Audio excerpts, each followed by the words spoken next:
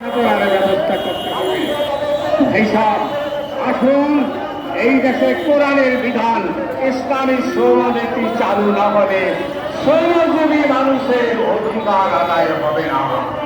আসুন আমরা ঐক্যবদ্ধভাবে কোরআনের বিধান ইসলামী শ্রমনীতি কায়েম করি। আমাদের এই দাওয়াত আপনাদের উপস্থিত হয়েছে এই দেশের সকল শ্রমজীবী মানুষের কাছে আমাদের এই দাওয়াত পৌঁছতে হবে। আমরা সরকারকে জানাতে চাই আমাদের আমাদের